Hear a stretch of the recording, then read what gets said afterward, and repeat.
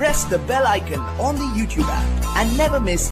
सभी को जय हिंद दोस्तों, आप सभी का हार्दिक स्वागत है जय हिंद रिएक्शंस पे। आशा करता हूँ कि आप सभी लोग बहुत अच्छे होंगे। तो आज हम आपके लिए एक इंटरेस्टिंग, एक इम्पोर्टेंट और एक बहुत ही दमदार इंटरव्यू लेकर आए हैं, जिसमें आप देखेंगे पाकिस्तान के मशहूर पत्रकार मुजफ्फर चौधरी जी को, जिनकी स्पेशल गेस्ट होंगी भारत की बेटी और सुप्रीम कोर्ट की दबंग वकील, हम सबकी चहेती नाजिया लाइक खान जी। और ये वीडियो का सेकंड पार्ट है। फर्स्ट पार्ट ऑलरेडी हम आपके लिए चैनल पर डाल चुके हैं, जिसे आप लोगों ने बहुत ज्यादा प्यार दिया था, तो इसे भी अंत तक देखें। और चैनल पे नहीं है तो चैनल को सब्सक्राइब कर दें, ताकि हम आपके लिए लेटेस्ट दमदार और मजेदार वीडियोस लाते रहें। तो चलिए पहले ये वीडियो देखते हैं और अंत में इसके बारे में बात करेंगे। जय हिंद, जय भारत। हमने पाकिस्तान से देखा बहुत सारे जो पेशेंट हैं वो भारत में जाते हैं लिवर ट्रांसप्लांट के लिए भी। एक छोटी बच्ची भी गई, उसका तो मुकम्मल दिल जो है वो एक हिंदू भाई का दिल लगा। उसकी जो जितना खर्चा आया वो हॉस्पिटल और बल्कि डॉक्टर साहब ने खुद से वहां से किया। तो ये उस चीज में हिंदू नजर नहीं आता कि हिंदू आपकी जान बचा रहा है, हिंदू अपना दिल निकाल के आपकी बेटी के दिल में की जगह पे दिल लगा रहा है। कुछ लोग जो है वो पैसा दे रहे हैं कि जी आप यहाँ पर आए और आपका इलाज फ्री होगा। तो ये सारी चीजें, मेडिसिन भारत से आ रही है, बहुत सारी चीजें भारत से आ रही है। पाकिस्तान के अंदर जो हिंदू कम्युनिटी के लोग हैं वो बहुत ज्यादा काम कर रहे हैं इस मुल्क की तरक्की के लिए। कुछ सब्जियां उगा रहे हैं, कुछ कर रहे हैं, कुछ कर रहे हैं। तो वो ये सारी चीजें इनको नजर नहीं आ रही कि हमारे लिए ये लोग किस तरीके से काम कर रहे हैं। यहाँ पर अभी जो कच्चे के डाकुओं के खिलाफ ऑपरेशन हुआ था, उसमें 13 जो पुलिस वाले शहीद हुए, उनमें से 3 जो थे वो हिंदू भाई थे। लेकिन बदकिस्मती की बात यह है कि जब उनके नाम के साथ लोगों ने शहीद लिखना शुरू किया तो उनके ऊपर फतवे लग गए कि काफिर तो काफिर होता है, वो तो शहीद हो नहीं सकता। तो आप लोग की क्या जुर्रत, क्या मिजाल है कि आप इन लोगों को शहीद बोल रहे हो। तो वो जान देकर भी, यानी कि उन्होंने इस वतन के लिए, हमारे लिए, इस इलाके के लिए, इस इलाके की हिफाजत के लिए अपनी जानें तक कुर्बान कर दी। लेकिन उनको वो सम्मान नहीं मिल सका कि जो एक उनकी जो वो डिजर्व करते थे। तो ये सारा कुछ करके भी ये लोग जो है वो, उनको कुछ हासिल नहीं होता, उनको इज्जत नहीं मिलती, उनको रिस्पेक्ट नहीं मिलती। इसके ऊपर आप क्या कहेंगे? सबसे पहली बात तो है कि किसी को इज्जत देने वाला जो है वो भगवान होता है, बेइज्जत करने वाला भी भगवान होता है। हम लोगों ने एक अपनी नानी दादी से एक वो सुना था सेंटेंस, एहसान फरामोश। मेरी नानी इस मामले में ना बड़ी प्रखर थी, बड़ी प्रखर। उनके मतलब सिद्दीकी खानदान की, शेख सिद्दीकी खानदान की तो बड़ा एक रोग हुआ करता था। तो जब भी कोई मुस्लिम भीख मांगने वाला आता था ना, तो वो अंदर अपने अंगनाई से ही चरपाई पे बैठे बैठे बोलती थी, भगाओ, सब एहसान फरामोश है, भगाओ। 2 बोलेंगे, 2 काम कर दो तो नहीं करेगी, लेकिन भीख मांगने ठीक चली आती है। तो वो कुंजड़ा टोला से वो लोग आते थे भीख मांगने के लिए, या रमजान में फितरा ज़कात लेने के लिए। हमारे मुस्लिम में भी तो कुंजड़ा सब्जी फरोश होता है, आपको भी पता ही होगा, छोटे साथ वाले। तो मैं उनकी वो बात बहुत सुनती थी। तो बड़ी छोटी सी थी, तो मैं भी अपने तोतले जुबान में बोलती थी, जब कोई दोबारा कोई भीख मांगने के लिए आती, भगाओ इसको, भगाओ इसको। तो जब मैं बड़ी भी हो गई तो भी जब वो मेरे नेचर को देखी तो उन्होंने कहा कि ये मतलब पूरा चेंज हो चुकी है। तो ये जैसे हम, मुझसे कल रात में ही मेरा एक फ्रेंड है सुशील सिंह, वो नोएडा में रहता है, तो उसने कहा, अरे नाजिया, तुमको इतने साल में कोई मुसलमान लड़का नहीं मिला। मैंने कहा, साले सब एहसान फरामोश होते हैं। वो ये क्या होता है? मैंने कहा, गोल्ड डिगर। गोल्ड डिगर होते हैं। इसलिए मुझे ये सब समझने में पड़ना ही नहीं है भाई, क्योंकि मैंने अपने हाथ से 2010 से लेकर के 2013 तक में तकरीबन लाख से ऊपर मुसलमान लड़कियों की शादी की। वाह। अपने हाथ से, जिसके प्रूफ मेरे पास है। अगर कोई इसमें कुछ काटना छाटने की कोशिश करेगा तो मेरे एनजीओ से जो डोनेशंस जाते हैं वो मैं दिखा सकती हूँ उसके पेपर्स। कई बच्चियों की तस्वीरें आप सोशल मीडिया पर देखिएगा तो हिजाब वाली लड़कियां जो हैं वो एनवेलप ले रही हैं, मेरे साथ फोटो खिंचा हुआ है, उनके स्कूल की फीस, उनको सिलाई मशीन, ताकि वो घर में कुछ कर सकें। तो ऐसे करके मैंने बहुत बहुत हेल्प किया मुस्लिम्स का। लेकिन जैसे ही मैंने बीजेपी ज्वाइन किया, जैसे ही ये बहुत हरामी है, ये बहुत आवारा औरत है, ये बहुत बच्चलन औरत है, इसका तो चरित्र हमेशा से खराब था, हम लोग जब फीस लेने जाते थे ना तब भी ये बैठ करके बहुत गंदी बातें करती थी। तो मुझे समझ में आ गया कि बाप बड़ा ना भैया, मुसलमान के लिए सबसे बड़ा रुपया। और अब तो मैंने अपना ये स्टेटमेंट चेंज किया है, इस्लाम बड़ा ना शरिया, मुसलमान के लिए सबसे बड़ा रुपया, सबसे बड़ा। आप मुसलमान के लिए जान दे दीजिए, वो आपसे ये कहेगा हम थोड़ी बोले थे इसको जान देने के लिए, अब दे दी तो हम क्या कर सकते थे। आप किसी मुसलमान को अपने घर में बैठा करके 4 साल खिला दीजिए, 10 साल खिला दीजिए, लेकिन अगर वो अच्छे पोजीशन पर चला गया और खुदा ना खास्ता अगर आपकी पोजीशन खराब हो गई है और आप उसके पास मदद के लिए गए, तो वो आपको कभी मदद नहीं करेगा। और आप जब आप उसको दुहाई दीजिएगा कि मैंने भी तो तुमको 4 साल रखा था, हम थोड़ी बोले थे, तुम अपनी मर्जी से रखी थी, मैंने थोड़ी बोला था। मुझे याद है यामिन शकील बोल करके एक लड़का आता था, इंटर्नशिप कर रहा था और वकालत पढ़ रहा था। वो मेरे घर पे खाना खाया है, वो मेरे घर पे चाय पिया है, मेरी मेड को बोल करके 1 नहीं 5 बार चाय बनवाया है, मेरे ऑफिस में खाया है, मैंने उसको उसकी फीस के पैसे घटे हैं, मैंने वो भी उसको मदद किया है क्योंकि काफी छोटा था, 21-22 साल का था, तो मैंने उसको फीस से भी मदद किया है।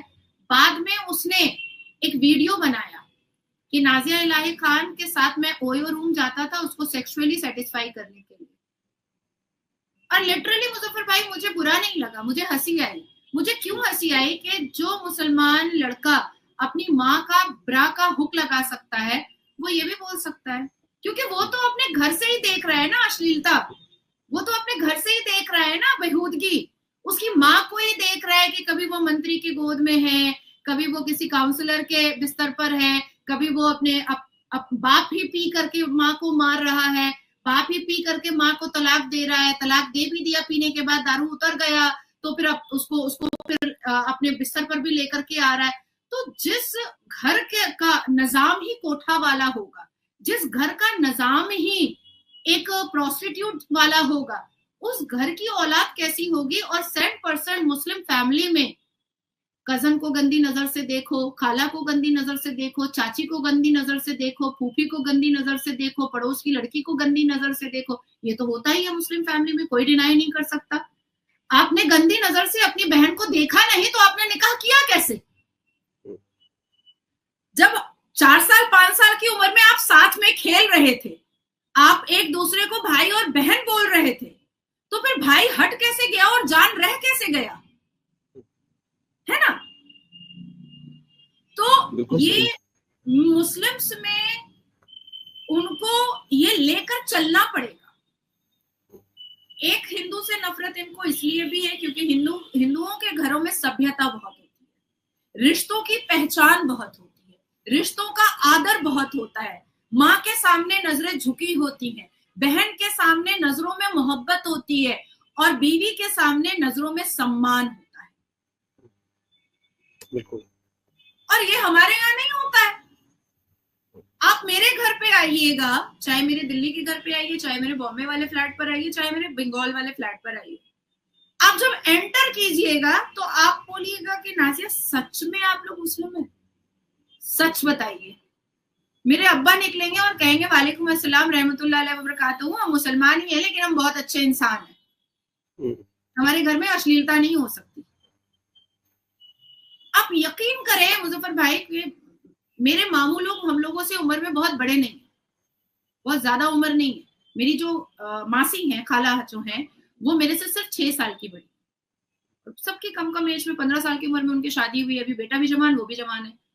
मेरे मामू को कभी भी मेरी अम्मा ने घर पे रहने नहीं दिया क्योंकि उन्होंने कहा कि भाई मुझे पता है इस मजहब के बारे में, मेरी बेटियां भी जवान हो रही हैं और तुम लोग भी जवान हो रहे हो, एक साथ सब यंग हो रहे हो, तो रिश्तों के अंदर बैरिकेड रखने के लिए थोड़ी दूरी होनी बहुत जरूरी है। तो ये मेरी अम्मा को पता था कि मामू है तो क्या हुआ, लेकिन फिर भी हमें एक बैरिकेड, एक स्पेस रखना है। एंड द रीजन इज कि आज भी हम लोग अपने मामू के साथ बहुत ज्यादा मतलब एक जो वो होता है एक तहजीब का दायरा है, हालांकि मेरे से सिर्फ 8 साल के बड़े हैं मेरे छोटे वाले मामू, जी मामू मामू जी अस्सलाम वालेकुम, हाँ ठीक है। वो मम्मी से बात कर रहे हैं, हम अपने अपने रूम में। आज तक वो स्पेस रह गया। लेकिन यहाँ तो हम देखते हैं, अरे ये तो मेरे दूर के मामू है ना, इन्होंने मुझे पसंद कर लिया ना, तो इनसे मेरा निकाह हो गया। एक भगवान, मामू के सामने सलवार खोल दी। अरे दूर का मामू है तो क्या हुआ, मामू ही तो है। मतलब थूक देने का मन करता है, और वो बजावते कैमरा के सामने आ करके खुशी खुशी बोलती है, ये तो मेरे मामू जान थे ना, और इनसे मेरी शादी हो गई। दूर के मामू, बेशरम आवारा, तुमको आवारा कहा जाएगा जो मामू को भी नहीं छोड़ी। तो देखिए, ये नफरत मुस्लिम जानबूझ करके रखते हैं, क्योंकि ये जब एक दूसरे से मिलेंगे तो हिंदुओं के घर की सभ्यता जब मुसलमान देखेगा तो उनकी नजर शर्म से झुक जाएगी कि हम इनको पिगन बोलते हैं, हम इनको अंधभक्त बोलते हैं, हम इनको काफिर बोलते हैं, और देखो इनके घर की सभ्यता और हमारे घर की सभ्यता के मामू के बिस्तर पर कौन है, भांजी।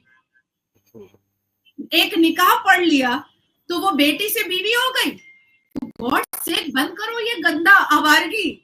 तो दिस इज द रीजन।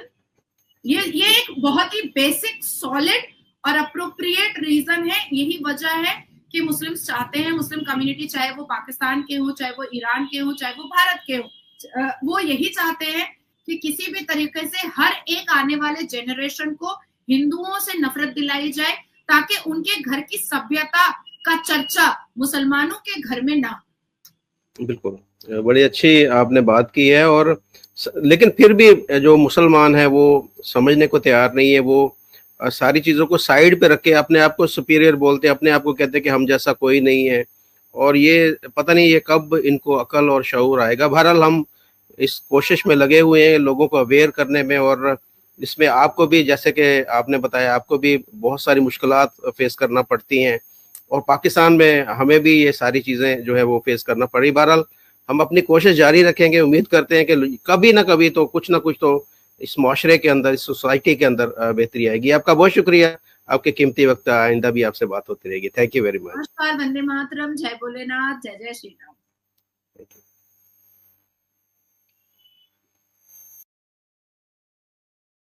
दोस्तों आशा करता हूँ कि वीडियो को आपने अंत तक देखा होगा, और हमेशा की तरह नाजिया लाई खान जी का दमदार और बेबाक अंदाज आपको काफी पसंद आया होगा, जिसमें आपने देखा नाजिया खान जी ने बात की एहसान फरामोशों की, और खासकर मजहब के ठेकेदारों को फिर से एक बार एक्सपोज करके रख दिया। तो इस वीडियो को देखने के बाद ना एहसान फरामोश और ना मजहब के ठेकेदार चैन से सो पाएंगे। तो अगर आपको वीडियो अच्छी लगी है, इसे लाइक और शेयर जरूर कर दें, और अपने विचार हमें कमेंट सेक्शन में लिखकर जरूर बताएं। और एक बार फिर चैनल पे नहीं है तो चैनल को सब्सक्राइब कर दें, ताकि हम अपने लेटेस्ट, इंटरेस्टिंग और दमदार वीडियोस लाते रहें। जय हिंद, जय भारत।